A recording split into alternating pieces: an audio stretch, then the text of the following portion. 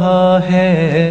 جی آگے حضرت مفتی صاحب لکھتے ہیں، مجھے یاد ہے کہ جب میں پہلی بار ایک سرکاری عشائیے میں شریک ہوا تو مجھے یہ معلوم نہیں تھا کہ ڈرائیوروں کے لیے کھانے کا انتظام ہوگا کہ نہیں.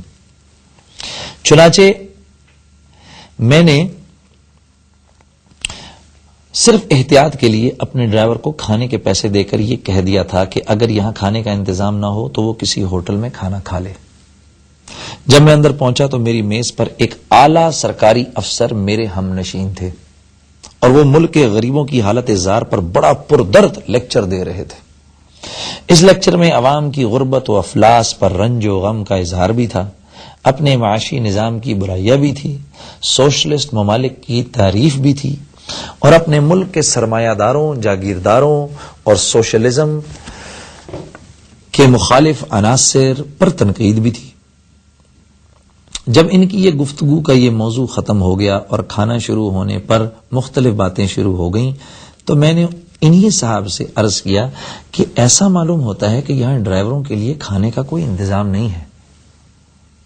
کہنے لگے جی ہاں، اس سطح کی دعوتوں میں عموماً یہ انتظام نہیں ہوتا. میں نے عرض کیا کہ مجھے تو یہ بات بہت بری لگتی ہے کہ ہم یہاں کھانا کھا رہے ہوں اور ہمارے ڈرائیور باہر بھوکے کھڑے ہوں.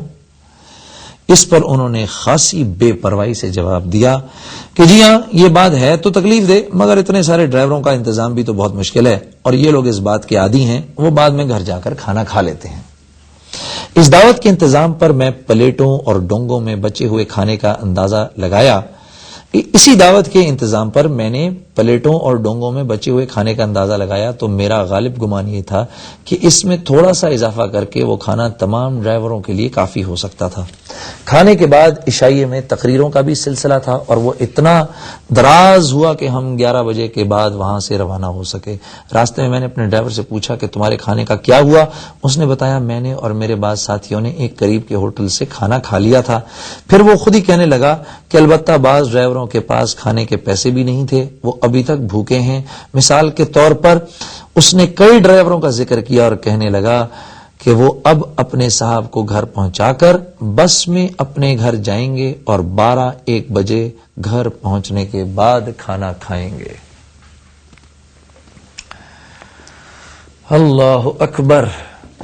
ویسے میں آپ کو ایک بات تجربے سے بتانا چاہتا ہوں اور وہ تجربے سے میری بات یہ ہے، میں نے یہ دیکھا ہے جیسے ابھی ان سرکاری افسر کا ذکر حضرت نے فرمایا کہ جو اپنے نظام کی برائیاں کرتے ہیں، پاکستان کو برا بھلا کہتے ہیں اور ان میں ایک کثیر تعداد ہے، لوگوں کی کثیر تعداد ہے.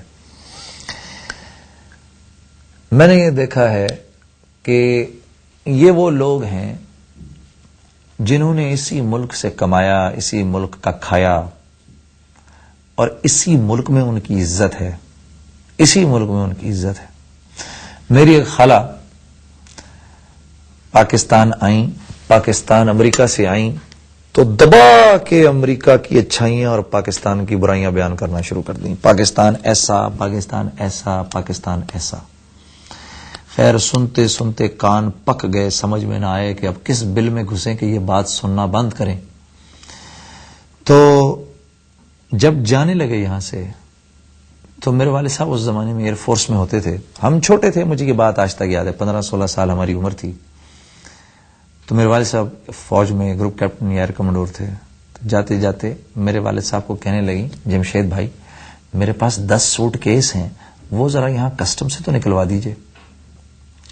یعنی مجھے اس بات کا پکا یقین ہے کہ یہی میری خالہ اگر امریکہ میں ہوتی، ان کی ہمت نہ ہوتی امریکن اتھارٹیز کو یہ کہنے کی کہ جی میں نے یہ suitcase free of cost لے کے جانا ہے، لیکن ہمارے سسٹم کو ابیوز کرنے کے لیے پوری طرح تیار ہیں اور 7 دن ہمارا دماغ کھایا پاکستان کتنا برا ہے، امریکہ کتنا اچھا ہے.